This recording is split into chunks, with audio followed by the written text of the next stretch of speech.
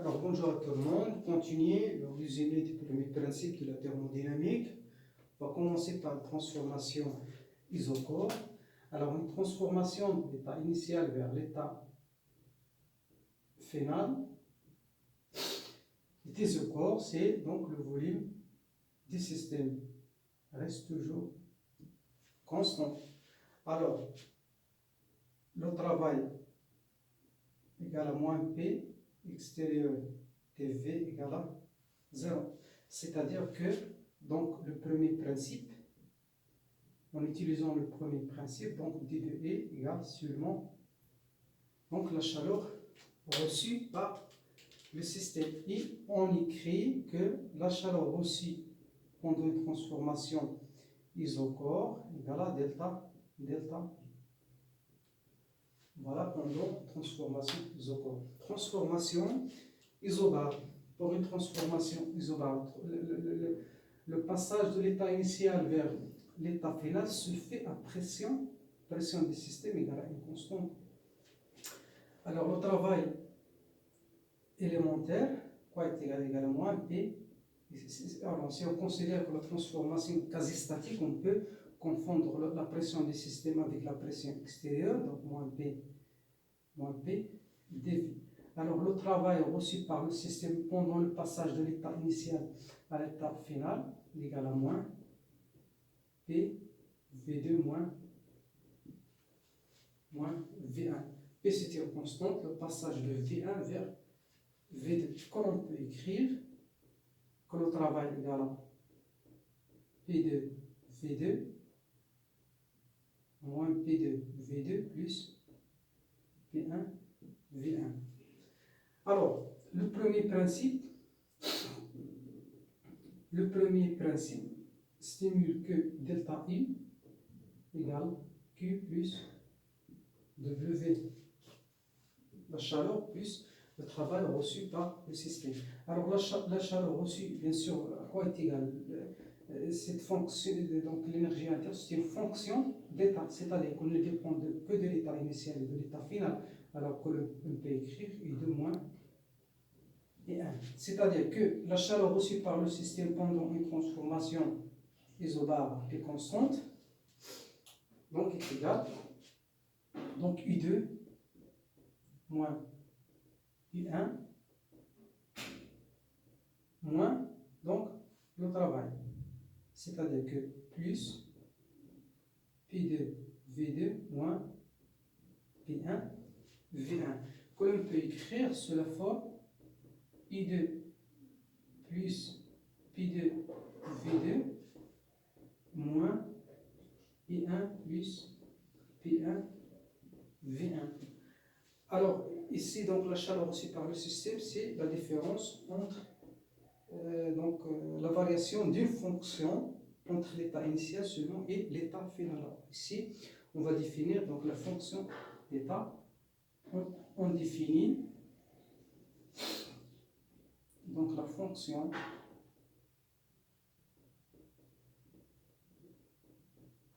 d'état enthalpie H à quoi est égal U plus PV.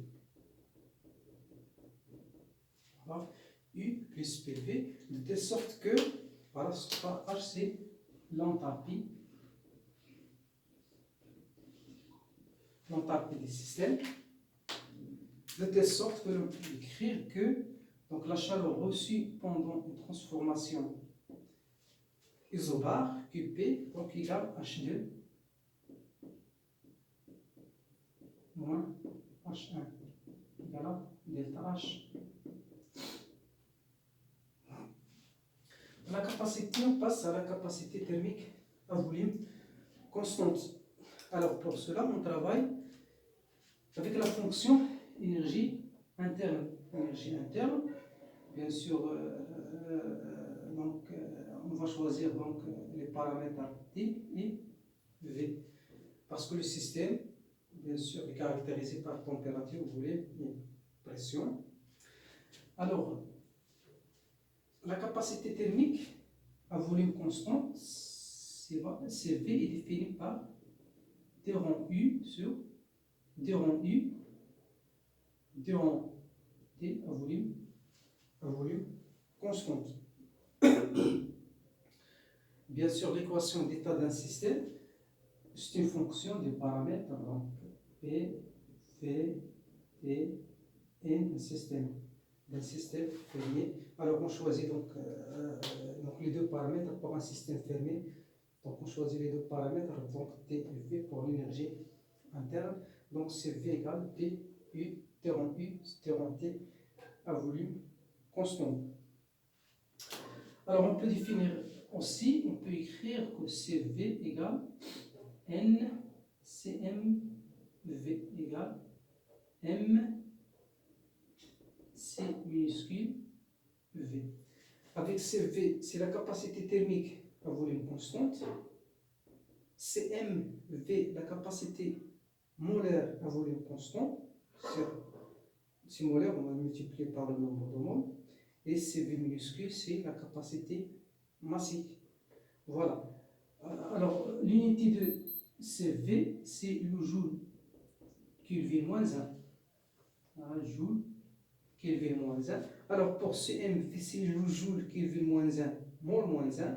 Et pour CV, c'est le joule Kelvin-1, kilogramme -1. Alors, pour U, le différentiel de U, si on choisit ici les paramètres T et V, égale à du sur d rond U, d rond T, des constants, dt, plus d rond U, d rond V, constant, dv. Bien sûr, cette grandeur, c'est CV. Alors, pour un gaz parfait,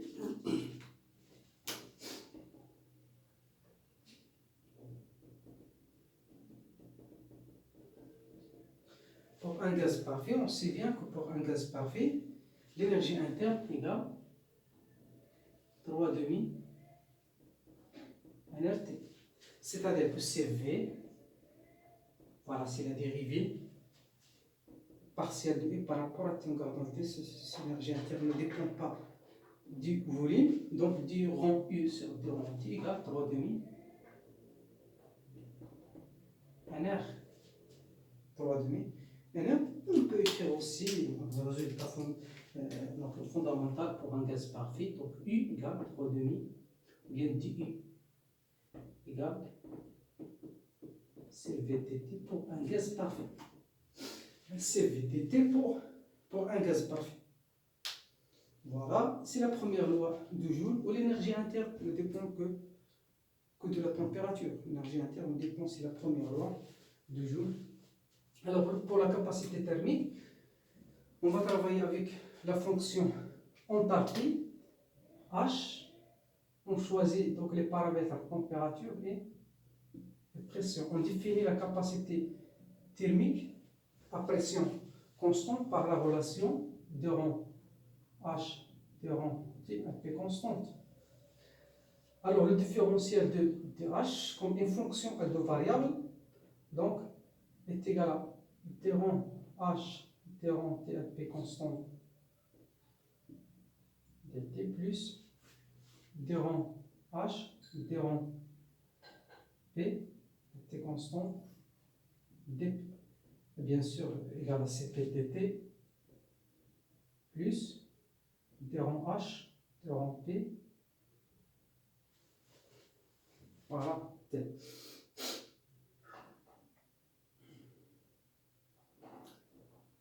Alors ça, donc c'est P, donc c'est la capacité thermique, donc à pression constante. Alors on va étudier le cas d'un gaz parfait. Gaz parfait.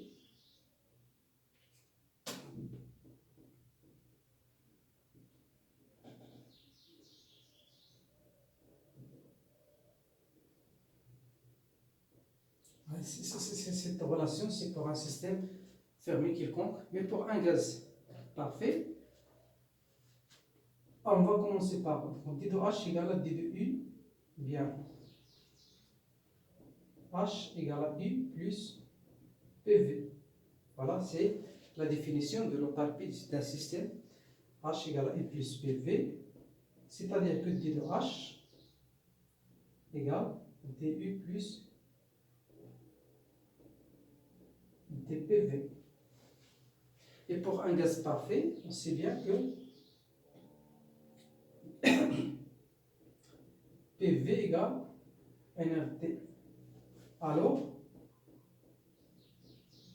le différentiel PV, on va voir ce sont des produits PV pour des instants. dPV égale NRDT. Voilà, pour un gaz parfait. Alors, on remplace dans l'expression de D2H, dans ce cas DH égale DU plus NRDT. On sait bien, on a démontré que DE, c'est en fonction de la température différentielle de l'énergie intérieure sécrée pour un gaz parfait, sous la forme CV dt. Alors, on peut écrire donc CV plus NR dt. On peut comparer cette relation avec donc C bas. On peut déduire que pour un gaz parfait, dH sur dP, la température constante égale à 0. C'est-à-dire que l'enthalpie d'un gaz parfait ne dépend que de la température, ce que représente la deuxième loi de Joule. Et on peut comparer aussi, on peut dire que donc Cp égale à Cv plus Nr. Alors Cp ou bien Cp moins Cv égale Nr. C'est la relation de Maillard. Relation de Maillard. Alors en posons gamma égale Cp sur Cv. C'est le rapport des capacités thermiques à pression constante et à volume constante. On peut déduire que, donc en utilisant cette relation, que Cv égale à Nr sur gamma moins 1, et Cp égale gamma Nr sur gamma moins 1 pour un gaz parfait. Alors il nous reste encore donc les corps à l'état condensé. Bien système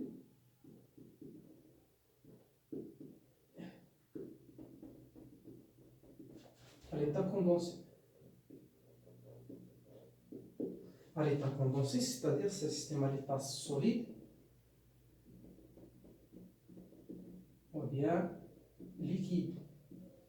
Système à l'état solide ou bien à l'état liquide. Pour revenir à la relation générale pour ce système, donc DH égale DU plus dPV. Voilà pour un système à l'état solide et à l'état liquide. Mais on peut démontrer que ce terme, pour les solides et les liquides, sont indélatables. Donc la variation des produits PV reste toujours donc négligeable durant ce terme, ce qui nous permet d'écrire que DH égale à DU.